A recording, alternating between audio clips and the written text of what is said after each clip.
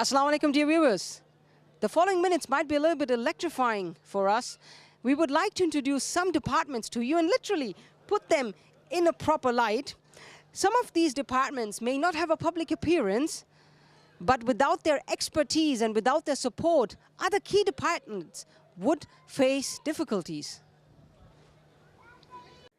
With the advanced development of new technologies, almost every department at this Jalsa is dependent on technical equipment which is linked to electricity, computers, or other technical devices. And as we all know, that technology is not 100% reliable and can have errors or malfunctions. To be prepared for these unforeseen events and to monitor all areas where technology is involved, the Jalsa Salana organization has set up various technical support teams, for example, loudspeaker, IT support, and of course, the electricity support team. The duty of the electrical department is not only to ensure immaculate running of all devices and to link them to the local electricity network, but also to be available 24/7 if they do not work. But their work is not only limited to the above-mentioned duties. We have to provide the complete Jalsa with electricity. Every area which needs electricity will be equipped, whether if it is steady electricity or via generators.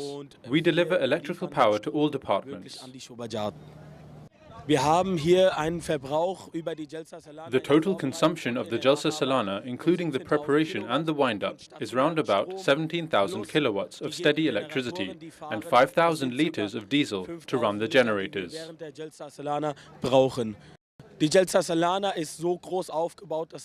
The amount of kilowatts consumed during the 3 Jalsa days could run a single household for over 1 year. Independently of the regular electrical department, the establishment of an MTA electrical department is of particular importance. Saeed Ahmed Shahid Saab, who is the head of the department, explains why.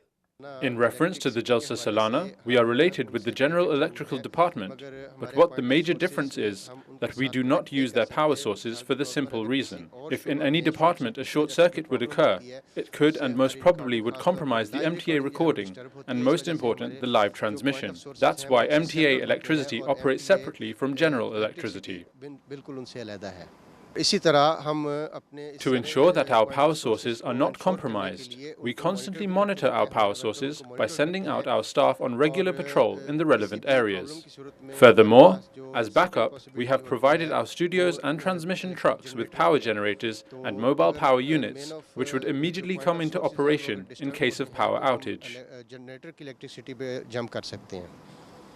When in the 20th century, electricity was inevitable in many aspects of technology, IT plays the same role in the 21st century. We may not be aware how much information technology is embedded in the Jalsa organization and the implementation process. As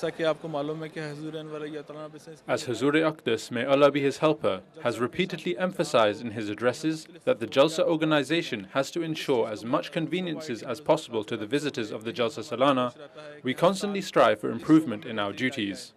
It starts with the issuance of the entry cards, so the visitors can enter the Jalsa area as smoothly as possible. This convenience continues within the Jalsa area. To ensure a smooth and paperless process in various departments, we have developed different software modules. For example, the baggage storage, where the visitors can hand in their luggage, simply showing their ID cards, which will be scanned, and the stored bag will be assigned to the card holder.